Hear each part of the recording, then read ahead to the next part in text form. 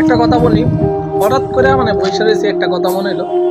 আমি ছোটোর থেকে মানে এই পর্যন্ত বড় হওয়ার পরে মানে যতটা ঈদ গেছে, বছরে দুইটা করে যতটা ঈদ গেছে, প্রত্যেকটা ঈদের মাঝে আমার কাপড় লাগছে। আমার ফ্যামিলি কোনো জামাতা হোক, কোনো অভাবতা হোক, তারপরে মানে আমার কাছে টেয়া না থাকা সত্ত্বেও আমি যে কোনোভাবে মানে ম্যানেজ করে আমার আমার কাপড় লাগছে। মানে আমি এরকম একটা ঈদ গেছে না যে ঈদের মাঝে আমি কাপড় কিনে নেই। আমার সাথে বন্ধু বান্ধব হয়তো অনেকে আছে কাপড় কিনছে না, টাকাটা শর্ত, কিন্তু আমার লাগছে। কিন্তু হঠাৎ করে আজকে মনে হলো যে এই ঈদটার মধ্যে মানে আগে চাইতেও বেশি আছে, এভেলেবেল টাকা তার শর্ত মানে একটা কাপড়ে কিনে নেই।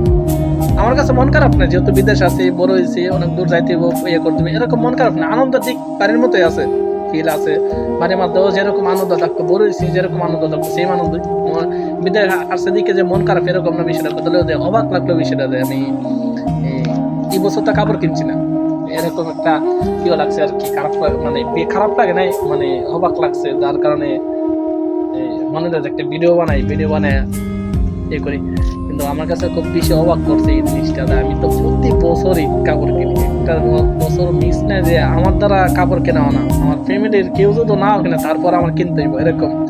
এই বছর কিনছি না, মানে আমার লাইফের ফার্স্ট কোনো একটা ঈদায় আমি আটকে গেছি, আমার কাপড় আর কিনতেছে না, তো টাকা আছে। ঠিক আছে, এটাই লাইফ আর কি। মানুষের লাইফে কোন সময় কি টাকা থাকলে সবকিছু হয় না। আর এমনি তো কোনো মনে কোনো কষ্ট নাই, কোনো কিছু নাই, আনন্দ আনন্দ আছে, সেম আনন্দ। ফ্যামিলি ছাড়া আছে তাও কোনো কষ্ট নাই, কারণ যেহেতু ফ্যামিলি ছেলে মানুষ আছে, ফ্যামিলি ছাড়া অনেক দূর যাইতেই